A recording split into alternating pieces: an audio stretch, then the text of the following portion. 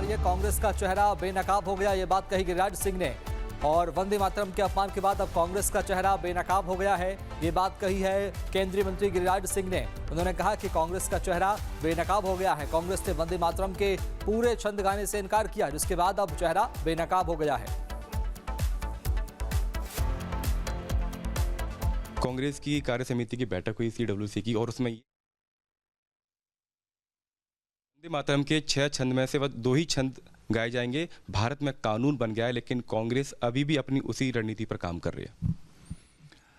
देखिए, कांग्रेस के चेहरे बेनकाब हो गए।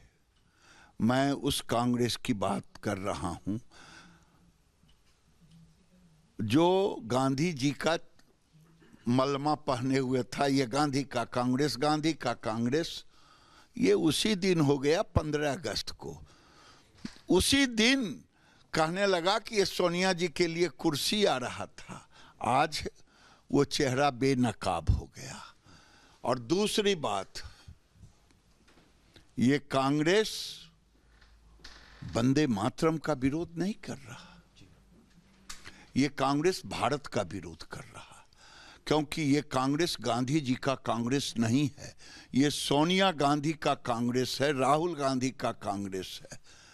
जो सोनिया गांधी शादी के 15 साल तक भारत की नागरिकता नहीं ली, उस सोनिया गांधी को क्या भारत से प्रेम होगा? जो राहुल गांधी अभी भी दोहरी नागरिकता पर केस हो रहा है, ये कांग्रेस मुस्लिम लीग के डर से, मुसलमानों के वोट के डर से, ये कांग्रेस भारत को अपमानित करने का निर्णय लिया है। जो भारत के लोग इसे बर्दाश्त नहीं करेंगे। ये भारत को तोड़ने की साजिश है। ये कांग्रेस मुस्लिम लीग की कांग्रेस, ठीक ही कहा है राष्ट्रीय अध्यक्ष ने। आपको लगता है कि सिर्फ 2 छंद गाना इसलिए अपनी सहूलियत के हिसाब से जो तुष्टीकरण की राजनीति करते हैं, जो करते आई है कांग्रेस, उसी को बढ़ावा देने के लिए, उसी को बल देने के लिए जानबूझकर 2 छंदों पर टिके हुए हैं? ये मानसिकता बना चुका है कि भारत को तोड़ने का क्या, ये भारत को तोड़ने की साजिश है। भारत की संस्कृति, भारत की आत्मा छुपी हुई है वंदे मातरम में। केवल कानून नहीं है, कानून तो है ही, लेकिन भारत की आत्मा, जो हमारे आदर्श पुरुष बलिदान दिए, उनकी आत्मा छुपी हुई है। क्योंकि यहाँ पर राष्ट्र सर्वोपरि की भावना की बात हो रही है सर, तो हम देख रहे हैं कि पाकिस्तान में जो भारतीय दूतावास था, वहाँ पर कुछ एक तरीके से पार्किंग था, वहाँ पर कुछ जगह थी लोगों के खड़े होने की, जो वीज़ा अप्लाई करते हैं, वो जगह वहाँ से हटा दी गई। अब भारत ने भी जवाब दिया है, जो अतिक्रमण था दिल्ली में पाकिस्तानी दूतावास के बाहर, उसको तोड़ दिया गया। इसको आप कैसे देखते हैं? कुछ नहीं, हम तो किसी को छेड़ते नहीं, जो छेड़ता उसे छोड़ते नहीं। पाकिस्तान को मालूम है ये नरेंद्र मोदी की सरकार है, अमित शाह गृह मंत्री हैं। हमें तो डर था कहीं कांग्रेस पार्टी वहां धरना देने ना पहुंच जाए वोट के लिए। अमेरिकी राजदूत ने कह दिया कि जम्मू कश्मीर भारत का अभिन्न हिस्सा है। इस पर पाकिस्तान में बवाल मच गया है।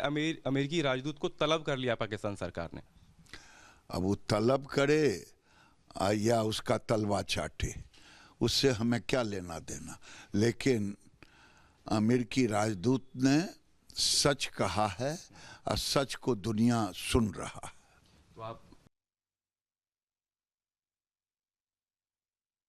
तो सुना आपने, साफ तौर पर अमेरिका ने भारत का कश्मीर माना है।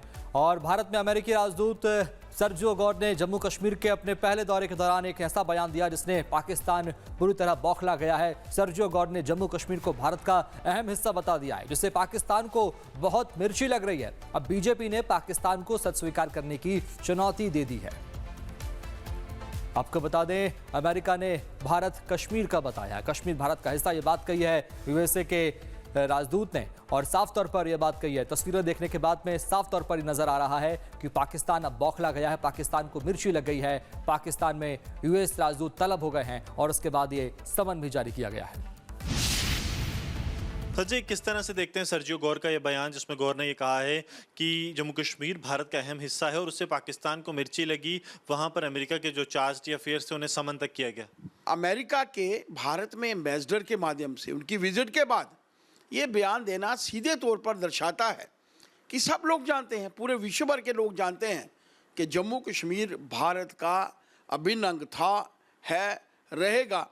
थोड़ी सी लड़ाई वो ये है कि पाकिस्तान के नाजायज़ कब्जे में जो POJK है स्वतः भारत के साथ कब जुड़ेगा, ये देखने का विषय है।